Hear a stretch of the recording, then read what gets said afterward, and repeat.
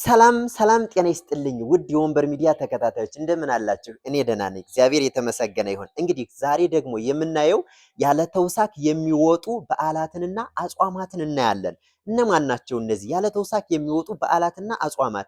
እንዲሁም ደግሞ በብዙዎቻችሁ ዘንድ ጥያቄ የሚፈጥረው የገና ጾም ወይም የልደት ጾም ብለን የምንጠራው መቼ እንደሚገባ ጳጉሜ በአራት ዓመት አንድ ጊዜ 6 በምትሆንበት ጊዜ በ28 እና በ29 ይውላል።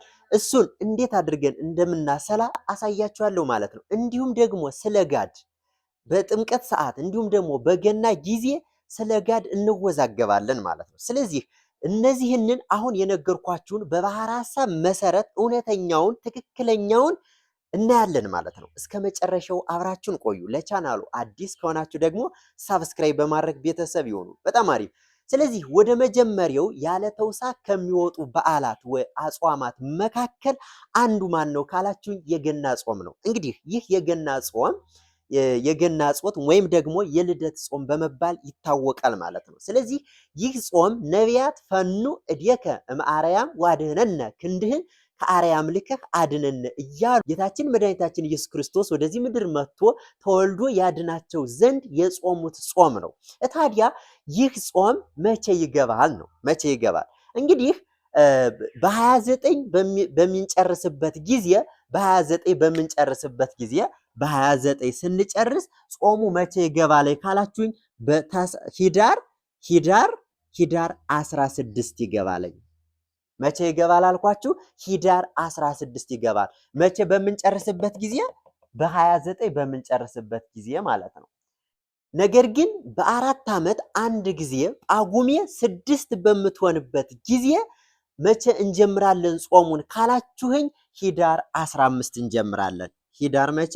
ሂዳር 15 እንጀምራለን ማለት ነው። ሂዳር 15 እንጀምራለን። መቼ እንጨርሳለን? በ28 እንጨርሳለን ማለት ነው። ስለዚህ በ28 አሁን እዚህ ላይ የምትዙልኝ ነገር አድሉ ለጾም ይላል። ያ ማለት ምንድነው? ለጾም አድሉ ይላል። ስለዚህ ለጾም አድሉ በሚለው አዋጅ መሰረት ጾሙ መቼ ይገባል ካላችሁኝ ምን ጊዜም ሂዳር 15 ይገባል። ይሄንን ያዙ። ከዛሬ ጀምሮ ከዚህም በኋላ ለሌሎችም ሸር በማድረግ አድርሱላቸው። መቼ ይገባል አልኳችሁ? ሂዳር 15 ይገባል። ለምን ነው ሂዳር 15 የሚገባ ካላችሁኝ በአንጾኪያ ቤተክርስቲያን ስራ ተሰርቷል። ምክንያቱም ጳጉሜ 6 በምትሆንበት ጊዜ በዚያን ጊዜ አንድ ጊዜ በ16 ጾሙን እንጀምራለን፣ አንድ ጊዜ በ15 እንጀምራለን ማለት ነው። ስለዚህ ነገር ግን እንዳይረሳ በማለት ለጾም አድሉ በሚለው አዋጅ መሰረት ምን ጊዜም ሂዳር 15 ይገባል። እንግዲህ ጾሙን መቼ ልንጨርስ እንችላለን? በ29 ልንጨርስ እንችላለን፣ በ28ም ልንጨርስ እንችላለን። ያ ማለት በአራት ዓመት ጳጉሜ 6 በምትሆንበት ጊዜ ጾሙን የምንጨርሰው መቼ ነው? ታኅሳስ 28 ነው። ነገር ግን ጾሙን የምንጀምረው መቼ ነው ካላችሁኝ በ15 ነው። ከዚህም በኋላ እስከ ወዳኛው እስከ መጨረሻው ዓለም ጾሙን መቼ ጀምረን እንጾማለን ካላችሁኝ ሂዳር 15 ጀምረን እንጾማለን ማለት ነው። ልብ በሉ። ከዚህ ላይ የምትዙልኝ ጌታችን መድኃኒታችን ኢየሱስ ክርስቶስ መቼ ተጸነሰ ካላችሁኝ መጋቢት 29 ነው የተጸነሰ። ልብ በሉ። መጋቢት ስንት መቼ ተጸነሰ? 29 ነው እንግዲህ የተጸነሰው ማለት ነው። ጌታችን መድኃኒታችን ኢየሱስ ክርስቶስ መጋቢት 29 ከተጸነሰ አሁን ልንቆጥር ነው። የተወለደው መቼ ነው? የተወለደው 9 ወር ከ5 ቀን ሲሆነው ነው የተወለደ አይደለ? ስለዚህ 9 ወር ከ5 ቀን ሲሆነው ከተወለደ ልብ በሉ እንግዲህ መጋቢት ነው። መጋቢት ከመጋቢት ቀጥሎ ያለው ወር ማን ነው? መጋቢት፣ ሚያዝያ፣ ከዛ ግንቦት፣ ሰኔ፣ ሐምሌ፣ ነሐሴ፣ መስከረም፣ ጥቅምት፣ ሂዳር፣ ታኅሳስ። እዚህን መካከል ማን አለች? ከነሐሴ ቀጥላ እዚች ላይ ማን አለች? ጳጉሜን አትርሱ። ጳጉሜ። አሁን ልብ በሉ። ከዚያ ታኅሳስ አለ። እንቁጠር። አሁን መጋቢትን አንቆጥረውም። ለምን ካላችሁኝ መጋቢት 29 ስለሆነ ከመጋቢት አንዲት ቀን አለች። አሁን እንቁጠር። ሚያዝያ 1 ወር፣ 2 ወር፣ 3 ወር፣ 4 ወር፣ 5 ወር፣ 6 ወር፣ 7 ወር፣ 8 ከዛ 9 ወር ሞላው። ሲደመር 9 ወር ማለት ነው። ልብ በሉ። መቼ? ታኅሳስ። አሁን ታህሳስ 29 ለምን ሆነ ካላችሁኝ ከመጋቢት አንዲት ቀን አለችና ይቺ አንዲት ቀን። ስለዚህ ስንት መጣ ካላችሁኝ ስለዚህ ታህሳስ 29 ምን እንላለን?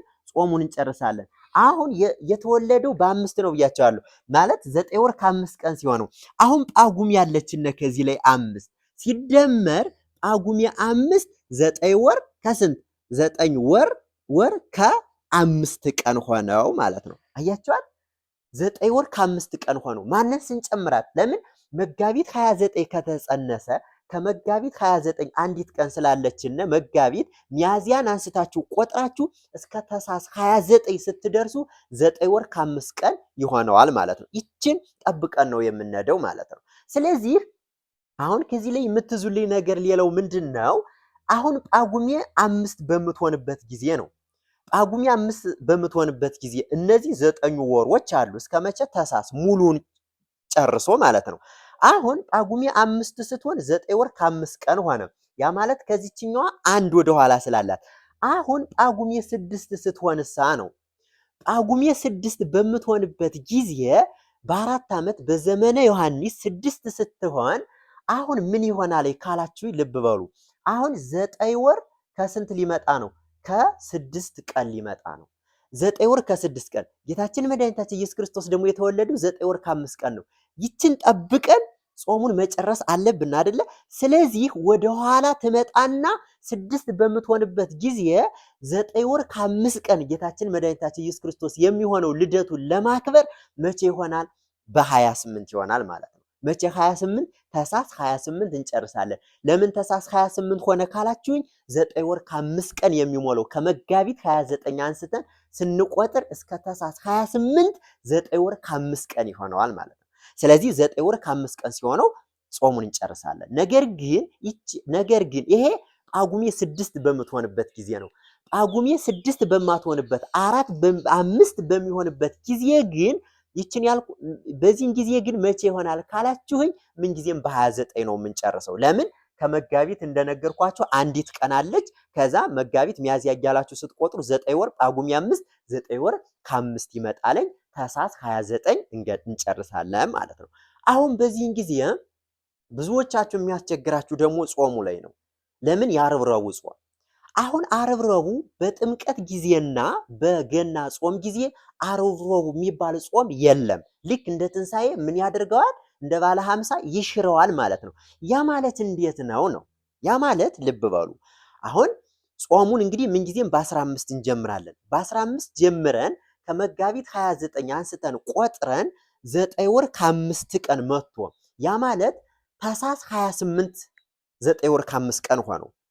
ያ ማለት ጳጉሜ 6 ሆና አሁን ጳጉሜ 6 ሆና 9 ወር ከ5 ቀን መቼ? በ28 ከሞላው ታህሳስ 28 ከሞላው በ28 ረቡዕ ወይም ዓርብ ዕለት ቢሆን ጾሙ አይጾምም፣ ይበላል። ለምን? እኛ የምንጠብቃት ብቻ 9 ወር ከ5 ቀን መሆኗን ነው ብቻ እኛ የምንጠብቅ። እሷን ጠብቃችሁ ትይዙና ስለዚህ በ28 ዓርብ ረቡዕ ከሆነ ስለዚህ ጾም የለም ነው።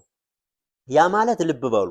አሁን ምን ጊዜም የተለመደው በአራት ዓመት አንድ ጊዜ ነው እንጂ ከዚያ ውጭ ያለው ግን በ29 ስለምንጨርስ ጾሙን ወይም ደግሞ በዓሉን የምናከብረው በ29 ስለሆነ ነው እንጂ በ29 ያ ማለት በ28 የገና ጾምን 9 ወር ከ5 ቀን ሆኖት በ28 ረቡዕ ሆኖ አክብረን ወይም ደግሞ ሌላም ይሁን ሰኞ ማክሰኞም ይሁን ሆኖ ለምሳሌ ማክሰኞ ሆኖ 29 ግን ታህሳስ 29 ረቡዕ ቢሆን ረቡዕ ይጾማለኝ። ይችን በደንብ እንድትዙልኝ ይፈልጋለሁ። ብዙ የሚሳሳትበት ከዚህ ላይ ነው። ምክንያቱም አሁን ቀደምም ተሰርቷል ማለት ነው።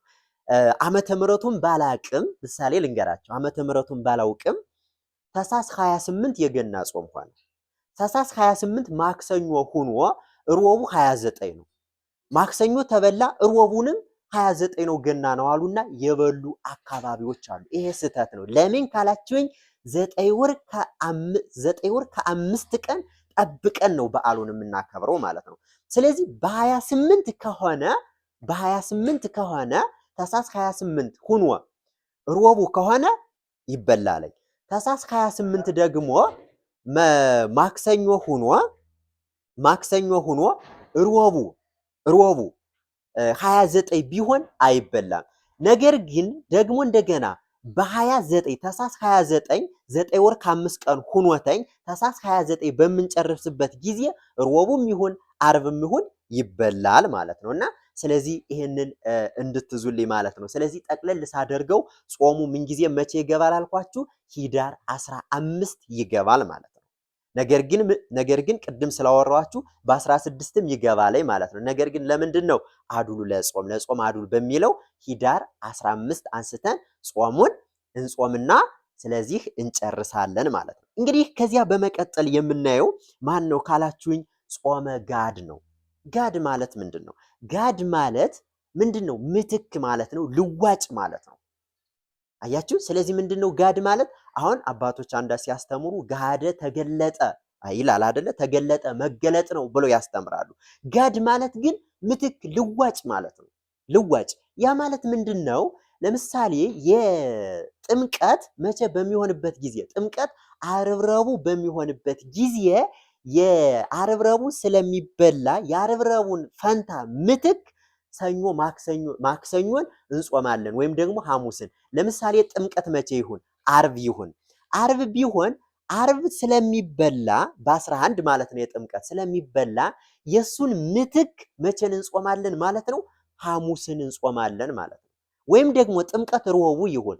ረቡዕ በሚሆንበት ጊዜ ደግሞ አሁንም ረቡዕን በጥላሎት በስጋ ስለሚበላ አሁንም ማንን እንትን እንላለን እንጾማለን? ረቡዕ ቢሆን ጥምቀት 11 ማንን እንጾማለን ማለት ነው? ማክሰኞን እንጾማለን ማለት ነው። እና ጋድ ማለት ምትክ ልዋጭ ማለት ነውና ስለዚህ የዓርብ ረቡዕን ፈንታ ምትክ ምንድነው? ሌሎችን እንጾማለን ማለት ነው። ጥምቀት እሑድ ቅዳሜ በሚሆንበት ጊዜስ ነው። እሑድ ቅዳሜ በሚሆንበት ጊዜ በዚህን ጊዜ ደግሞ ምንድነው ካላችሁኝ እስከ ቅዳሴ ውጭ እስከሚሆኑ ነው። ከዚያም በኋላ ጾሙ የሚል መጽሐፍ እኔ አላየውም። ለምሳሌ ጥምቀት እሑድ ሊሆን ይችላል 11 ማለት ነው። እሑድ ከሆነ በዚያው ምንድነው ያው ቅዳሴ እንዳበቃ ይበላል ማለት ነው።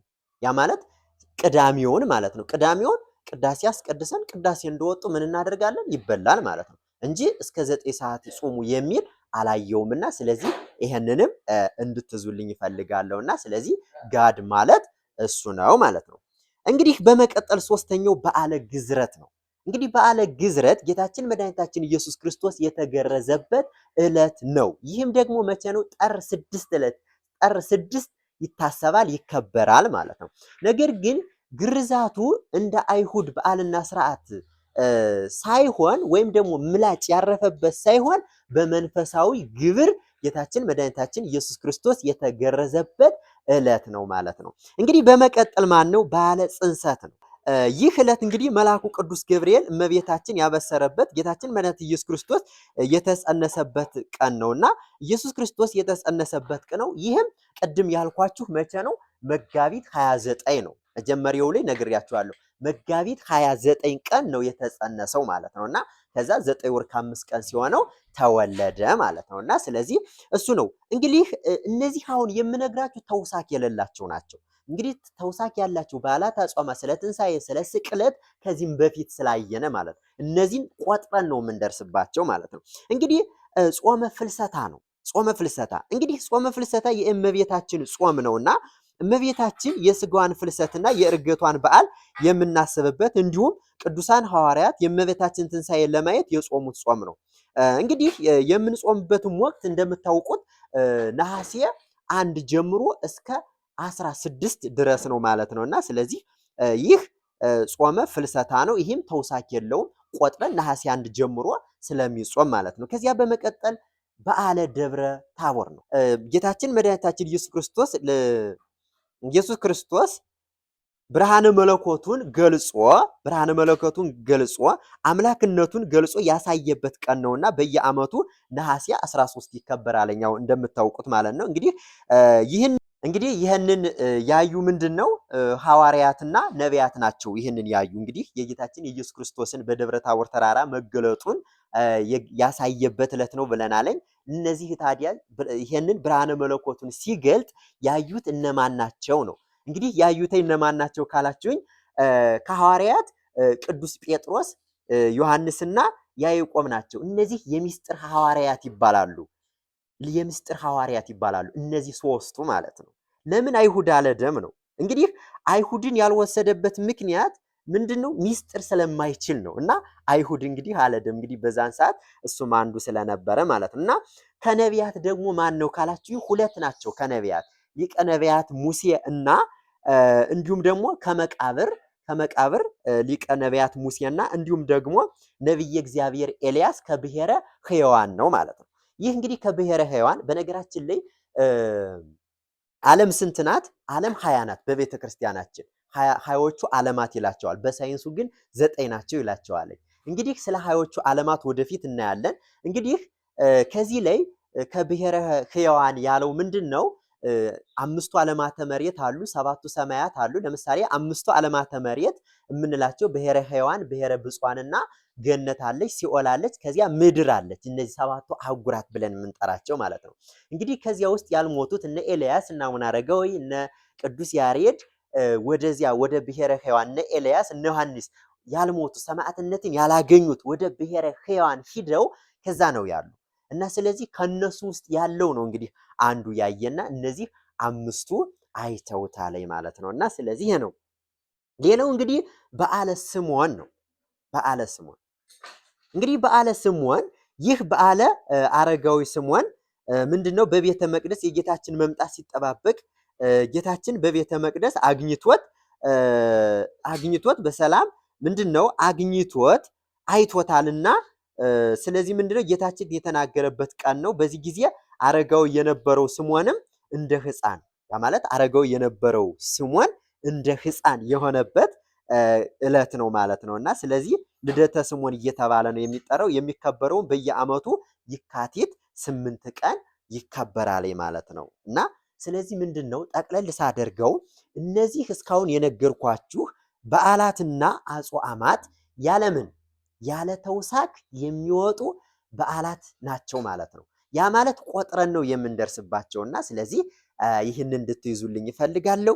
የጥንቷና የክብሯ ባለቤት የሆነችው ኢትዮጵያ ዛሬም ድረስ በራሷ የዘመን አቆጣጠር ዓለምን እያስደመመች ትገኛለች። የዛሬው ዝግጅታችን ይሄንን ይመስል ነበር። በቀጣይ በሌላ የስሌትና የጥበብ አምድ እስከምንገናኝ ድረስ ሰላም ለሀገራችን፣ ፍቅር ለሕዝባችን ይሁን። ቪዲዮውን ትምህርቱን ከወደዳችሁት ላይክ፣ ሼር፣ ሳብስክራይብ በማድረግ ቤተሰብ ይሁኑ። አመሰግናለሁ። ኢትዮጵያዊነት ኩራትነት